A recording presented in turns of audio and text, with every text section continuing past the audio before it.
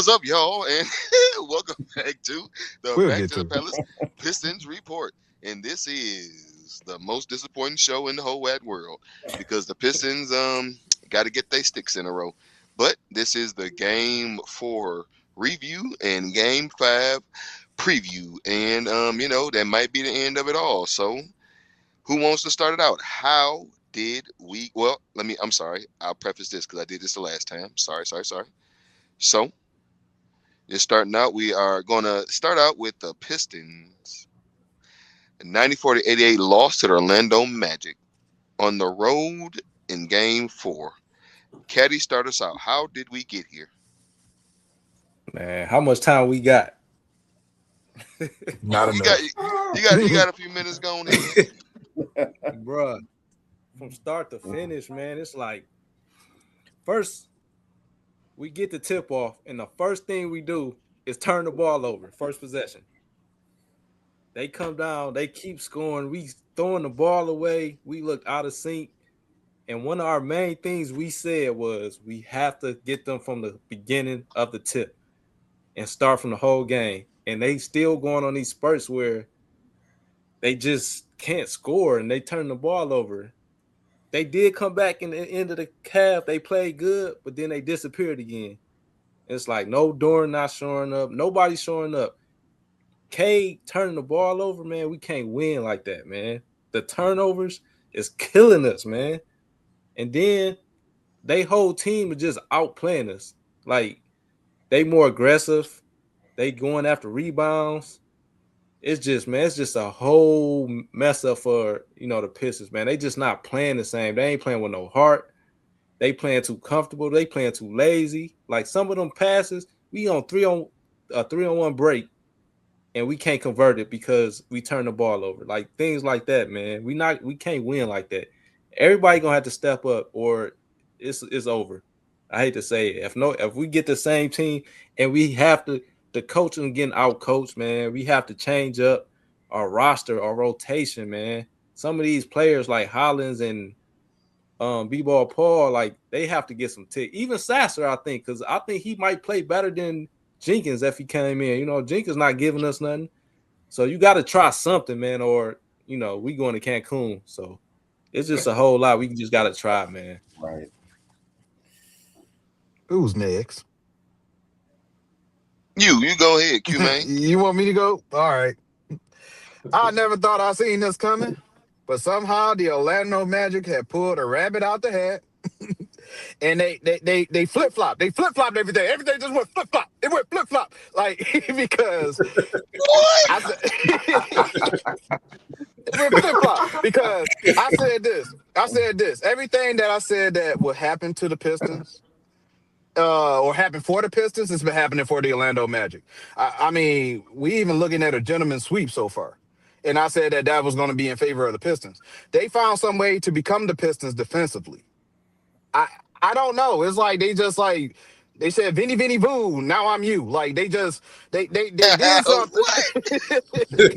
they and this what's been going on in my head. They just did something to where they said we're going to play their game, but better. We're going to set the tone and do it better. We're going to figure out how we're going to keep scoring. We're going to figure out the defense. We're going to figure out how to get in their head. They did all these things so quick because the Pistons had time to prepare for them. And they was in the play-in.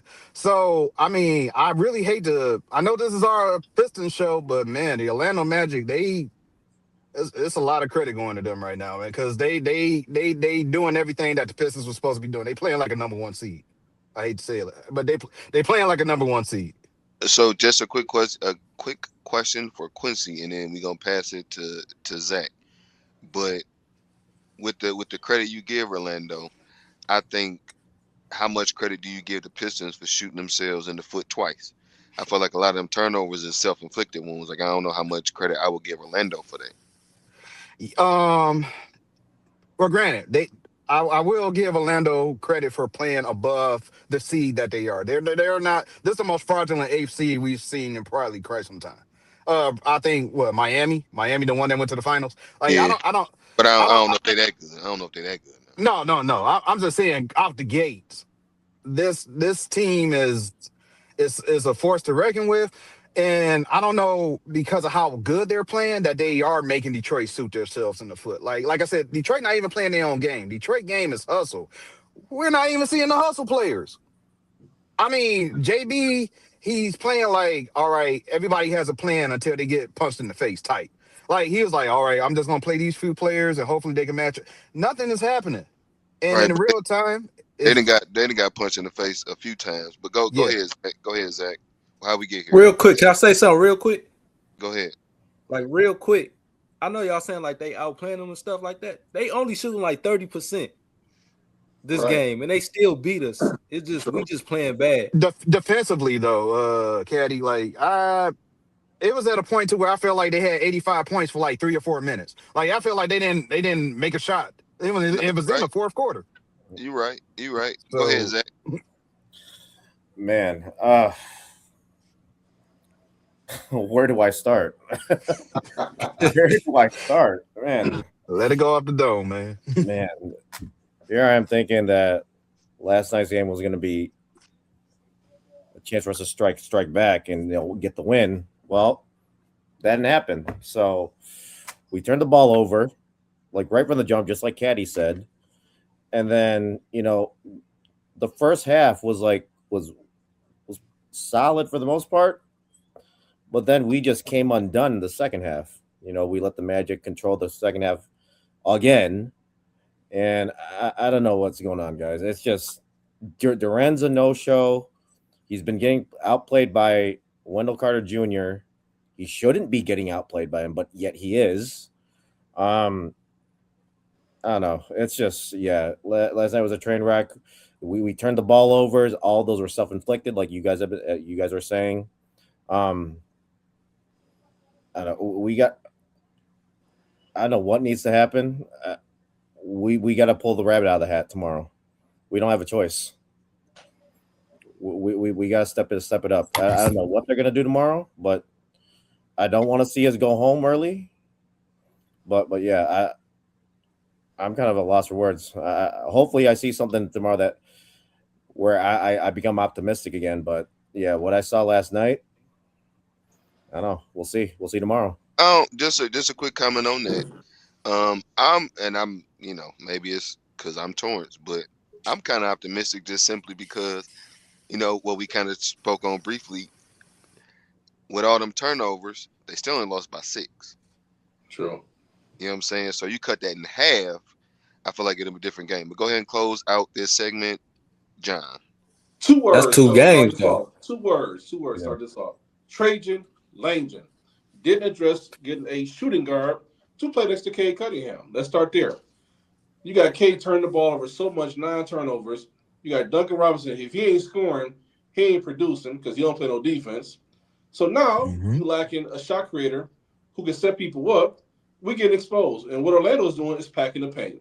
So okay, we do a pick and roll with Doran and Cade. Guess what's happening? They sagging off and letting you shoot the ball because you can't shoot. So they sag off in the paint, and that's what's happening. You can't shoot. They know you can't shoot. What you gonna do? You got no shot creators. So Cade's at a loss because he's turning the ball, throwing lazy passes.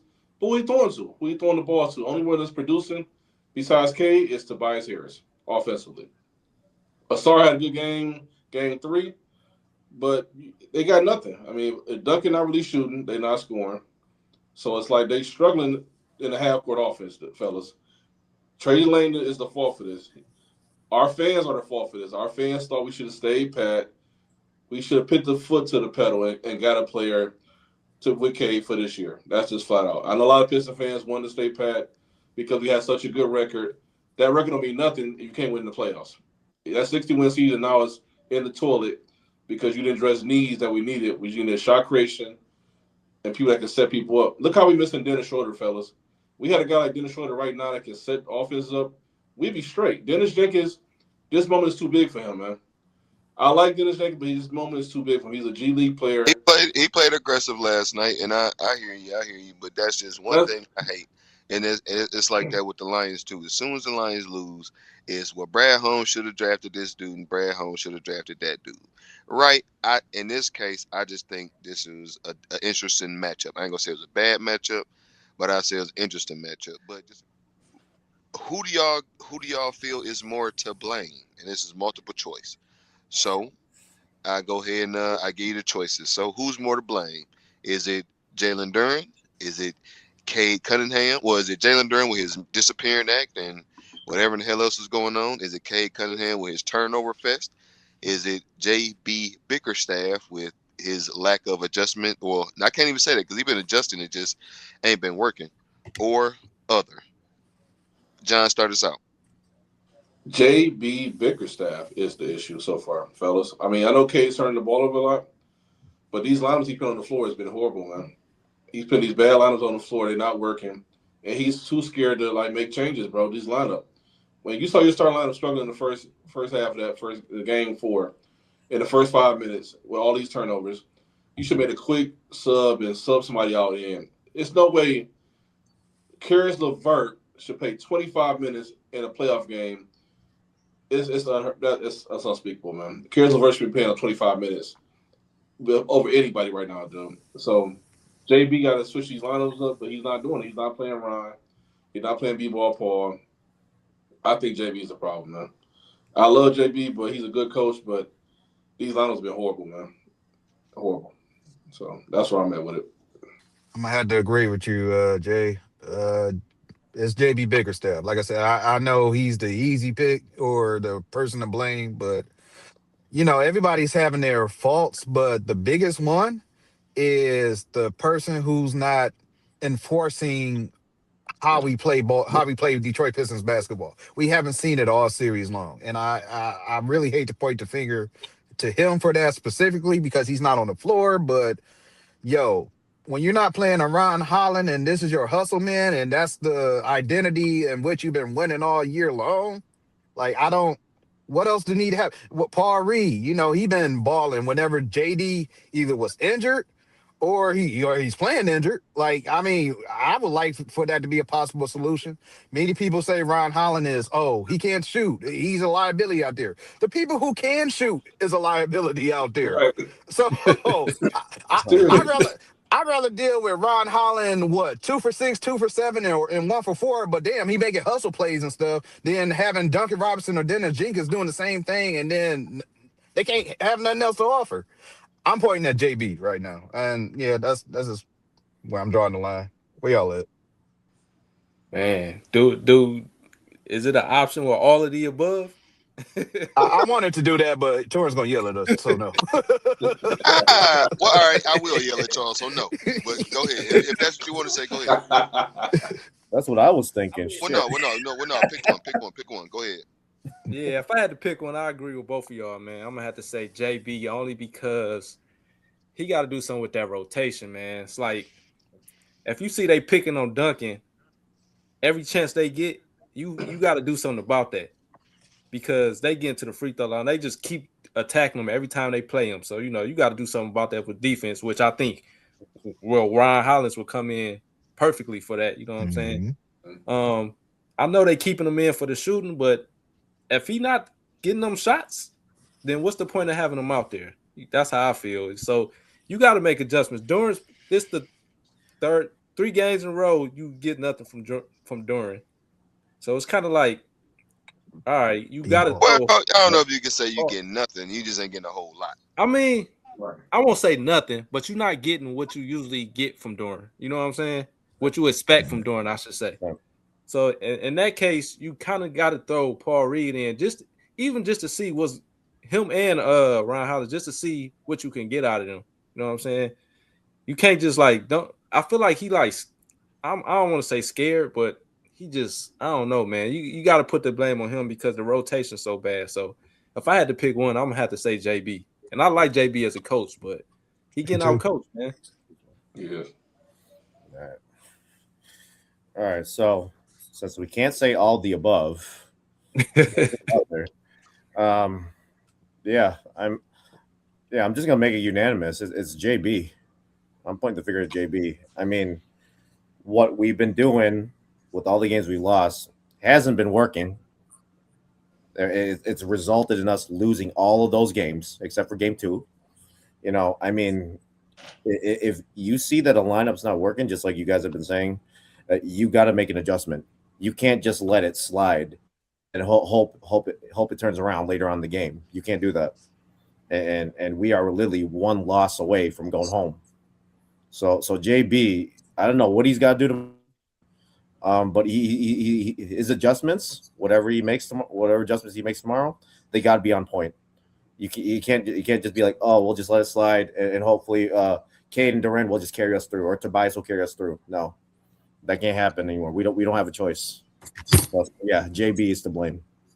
So a quick question, and I want to say, because my original pick was Cade, and I think it still might be, and that's just because, like, as the leader, as the quote unquote MVP candidate, all this other stuff, like, this ain't the time to play like the worst version of yourself, and that's what he's doing with all these turnovers. But for everybody who say JB Bickerstaff, at what point do you feel that the players have to play better? Because everything you're saying that he should do or whatever, he's doing it. Like you said though, it just ain't been working. Like you putting in other players, it just ain't been working out so well. You only got the players that you do got, so you got to play what you got to play what you got to use what you have. I don't want to bring change in Langdon in it or the roster construction at this point, but I feel like at some point, um, I'll ask y'all, at what point do you blame the players over the coaching? And what, just real quick, go ahead, Zach, and toss it back around. I mean, I don't know, man. It's just, yeah, the players, they definitely have to play better. I mean, it's just like you said, Torrance. Cade has literally been playing like the worst version of himself with all these turnovers, all these self-inflicted, unnecessary, unforced turnovers. That's what's giving the Magic life to pounce on us. Get easy buckets, play their game, take us out of our game. I mean, yeah, they have to play better. I don't know what they're gonna do tomorrow, but yeah, they gotta step it up. If Game 4 is not a wake up call, I don't know what is. I don't know what's gonna be a wake up call for these guys, but I don't like what I've been seeing. What I've seen for the players hasn't been Detroit basketball with all these losses. I mean, we should be up 3-1 on the Magic. We shouldn't be down 3-1, but it's the opposite. So I don't know. Hopefully they wake up and we win the next 3 games, or we force a game 6 and force a game 7. All right, go ahead. My bad. Go ahead, John. Quicker this time, John. Yeah. Oh, for sure. So I'm just gonna say this, man. Cade got to be the leader and step up and not turn the ball over, man. He got to figure a way out. I think JB gonna have to figure out how to get the ball to Cade's hands so much early, like point of attack. Maybe have a star bring it up a little bit or set something up a little different, where Cade got to have the ball so much. But the problem is the star turned the ball over too, so they got to figure a way out how to deviate from Cade so much and let the other players make plays too. So hopefully they make adjustments tomorrow for Game 5, but Cade got to step up as a leader and not turn the ball over and put us in bad spots so we don't have these turnovers and be a competitive game tomorrow, man. So that's my take on it. All right, Quincy. At what point do you blame the players? Um, I guess now, like I said, I don't want to put all the blame on JB because, like I said, he wasn't on the floor, and this is where I'll say, to y'all point with Cade, yeah, they is playing it to where he's tossing it into a crowd, playing like the old, we're in trouble Pistons. So, I would like to get him more off ball, pretend like almost like he's not in the game at all. Like we know we got to figure something out. We got to get the rest of the team involved, and then channel it back through Cade. So hopefully that can materialize tomorrow. Yeah, I was like neck and neck. I was gonna say JD too, but JD, man, because he just not producing like I said, how we expect him to produce. So I put that blame on him because he just got to play better. If he play better, we win some of these games. You know what I'm saying? And Yeah. then on top of that, I feel bad because I was the one that was saying like, why is the media disrespecting the Pistons? And then they come out with this. You know what I'm saying? It's kind of like, oh, they was right. You know what I'm saying? So yeah, but even Tobias, he got to make some of those shots. He has some open shots that he missed, even though he been Right. balling, and everybody Yeah. else just got to step up. But yeah, if you get a little bit more from other players, we won't be, relying on Unk 34-year-old Tobias Harris. calling him. But let's go ahead and Yeah. take a look at that box score. Cade Cunningham led the Pistons 25 points, led them with 9 rebounds, and also led them with 6 assists. Also checking in or chipping in, we had Unk in there. I can't call a nigga Unk because I'm older than him, but Tobias Harris with 20 points. And that's about it. Well, as far as anything else, Jalen Duren had his best scoring game of the series with 12 points, 8 boards. Man, I don't know what's going on with that. Asar took a couple steps back as far as offensively. I think he still had a great defensive game, everything like that. Looking over at Orlando, Desmond Bain led them with 22 points. Wendell Carter Jr. led them with 11 rebounds, and Pablo Banchero led them with four assists. The Pistons outshot like we said, the Pistons outshot the Magic, 38% to 33. The Magic shot a tick better from the 3 at 26%. They led it with 74% free throws from the free throw line. Sorry, and Pistons of course had that awful turnover game with 20 turnovers, and they were out rebounded as well, 52 to 49. And yeah. So again, in this one, the Pistons actually played well and had enough to have a 10-point lead at some point, but ended up losing by 12. I mentioned Asura Thompson, so if you got it, Quincy, go ahead and talk about your player, man, and go ahead and swing it to somebody next. Twin, I'll still give it to him. He's still playing at a level up, like compared to the season. It's Well, just not he's player of the playing. game, it's just your player, like that we you talk about, yeah, like Asura Oh, was your okay. guy. No. Asura was a caddy guy. Caddy guy. Oh, my bad, you're I'm I'm right. kind about of to say, sharing. why y'all keep My taking guy my not guy, even cuz? playing. No, my guy not even playing. That's Asura's my guy. But for the picks, it was caddy. My guy was Ron Holland, but he's not even playing. So, You're right. See, that's what your ass get. If you'd have picked Cade Cunningham, you had something to talk about. Who's next? well. I'll I go go. for Yeah, I had a. okay. Oh, go ahead, Okay, Jay. Caddy. Oh, go ahead, Caddy. No, I had a sorry, man. I was gonna say like defensive wise, he's doing okay, man. We need some of that scoring like he had. What was that, game 3? Mm-hmm. Yeah. We need some more of that scoring, man, because we need scoring all around. So anything he can give us will help. I think he had like 6 points this game. So it's like, man, we need that scoring. I mean, that defense, he has some key blocks, It seemed like every game he has some key blocks and some key putbacks. But I think we just need a little bit more from him, man. If we get a little bit more from him, and everybody else will be good, man. My boy B Stu had a great game, fellas. As far as off the bench, he had 8 points, 8 blocks, bro. 8 blocks yesterday, bro. 8 blocks, 3 rebounds. That's in 1 assist off 1 assist. So off 17 minutes. 17 minutes of play, get 8 blocks is crazy. So your starting center and Durant had 30 minutes. It had 1 block. So that just shows And you one how poster. aggressive. Yeah, one dunk up. He got One He dunk. ain't got the poster Yeah, out. it was the wrong end. He was on the wrong end of the dunk. Exactly. So I don't know why JB's not playing Stu enough minutes. 17 minutes is fine, but you got Kyrus Levert playing 24 minutes over Stu. That's ridiculous. So Stu had a good game. Good for him. He's got to keep it up, keep the hustle energy up in the second unit. Just keep playing his game. That's all you got to do. Man, all right. So I don't know if you all forgot, but my guy was Kevin Horter. You might as well be sitting right next to Ron because he played all of 3 minutes and got 1 rebound. That's it.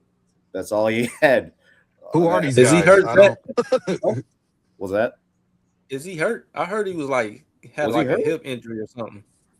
Oh, that I didn't know. I don't think he was hurt, but he. Yeah, I heard her say something about like a hip injury or something like that, but I don't know how Hurt bad it how? was or something. I don't think I he don't got hurt. know. Right before the game, they said he was questionable because of a hip injury. Huh. Oh, Yeah, I ain't know that. oh, bro, I didn't know that. I didn't know that. Yeah. No, but yeah, he literally played 3 minutes and got goose eggs all across the board except for the rebounds. He only got 1 rebound. Yeah, Herter's left hip soreness makes him questionable for Game 4, leaving fans Oh, anxiously waiting for his return to the court. So yeah, at least it was some of you questionable for when. Yeah, and this is 5 hours ago. He's as oh, per CBS Sports. He's questionable for Wednesday's game. Oh So wow. So we right, could play. We could that's at live. least play. We could play Kevin Horter, a hurt ass hip Kevin Horter for 3 minutes, and Ron Holland can't come in the game at all. Right. Oh, Ridiculous. okay. Hey, Paul Reed. Okay. All right. Just all right. but my bad. Go ahead, Zach. No, you're good. You're good. Yeah, I mean, yeah, we should definitely be playing Ron Holland if we only gave Herter 3 minutes and he didn't play the rest of the game. But yeah, Herter. Hope he gets better. I didn't know he was hurt, but now I do. But um, he did have some moments during the regular season where he showed he could be like a valuable rotational piece. I'm not seeing that from him in the playoffs. I haven't seen that from him yet. But if he plays tomorrow, hopefully he shows us something so that we can force a game 6. So, but yeah, that's where I'm at. If y'all want to, can y'all collectively come up with one player of the game? Tobias On the Harris. Pistons? Isaiah Stewart for me. I say Stewart. Yeah, Stewart. Yeah, for sure. If it got to be on the Pistons and not Orlando, I go with Stewart. Stewart. 8 blocks. They look crazy. We need more of that.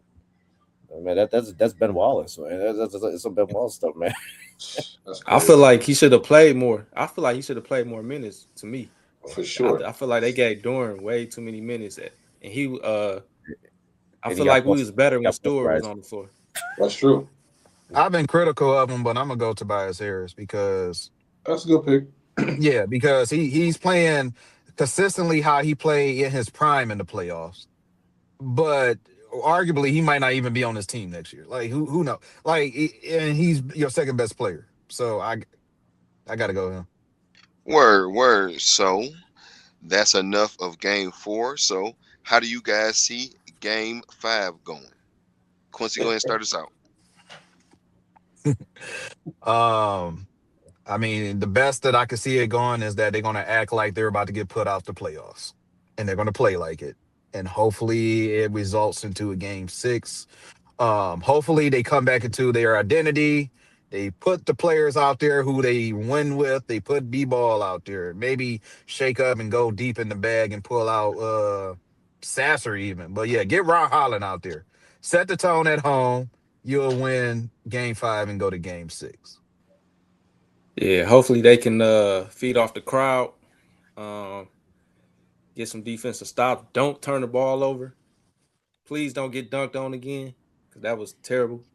And I I feel like Cade should be more aggressive, man.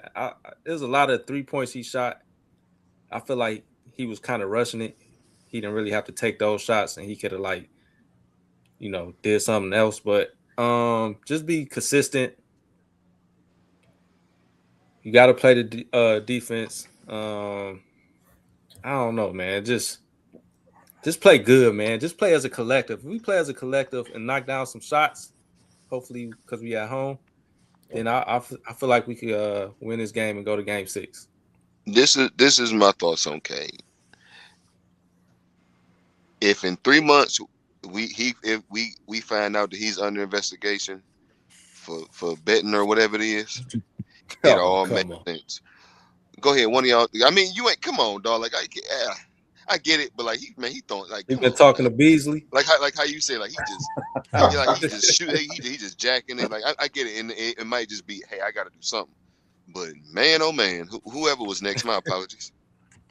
I'm gonna say this, fellas. I don't be doom and gloom. I think it's over, man. I don't be doom and gloom. Hope the Pistons prove me wrong. But I think their momentum is all the way in Orlando's favor now.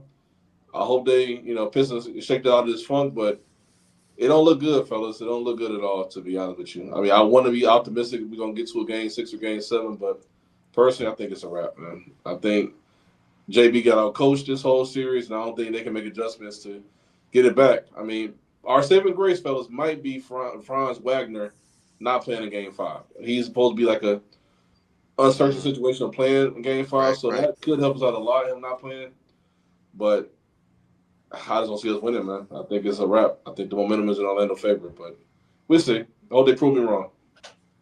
Yeah. Like I said earlier, guys, I hope Game Four was a wake up call for our guys, and I hope they come out tomorrow playing like they got their backs against the wall.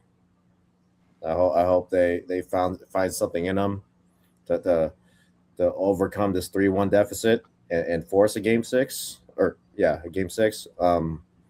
So I don't want to be doom and gloom. I'm partially doom and gloom, but part of me is still optimistic that there is something to cheer for with the guy with the team that we have. But yeah, hopefully they wake up and hopefully we see a game six out of these guys. So, John, you said something. You said you think that Orlando got all the momentum. So, I don't know what you're thinking because a lot of people think that it's all set up in a way. By looking at that, can y'all see that or? Yeah. Ten and a Uh, half. yeah. So, do Oh, y'all think? Do y'all do Mhm. y'all feel that Vegas agrees with you? Go ahead, John. Do you feel Vegas agrees with you? And go ahead and what y'all think about that spread right there? I'm gonna say this. I don't think Vegas agrees with me what I'm saying, but I would definitely bet no 10.5 spread on the Pistons if they the favorites to covering that. I wouldn't bet that. Nah, they got to prove to me they can win first before I bet on them. Anything I would do with the Pistons would be maybe money line possible tomorrow if somebody want to pick that. But hopefully, like I said, hopefully Pistons prove me wrong. Hopefully they can win this game tomorrow and get back to momentum. But it just don't look good, fellas. Unfortunately. I wouldn't bet that money line if my understanding is correct. That means you got to bet $425 to win $100, right, or something like that. Yeah, that's. Oh no, who's next? I would Yeah. I would feel comfortable with an Orlando spread. Even if they're the underdogs and that they got to play the plus side of the spread, they've been showing that they can hang with Detroit, and that Detroit hasn't been the team that can comfortably do that 10 point, 10 plus game victory. So if I would go anything, I would say Orlando spread that they would trade blows with them, even if Orlando lose. That's the bet I'm comfortable with at this point.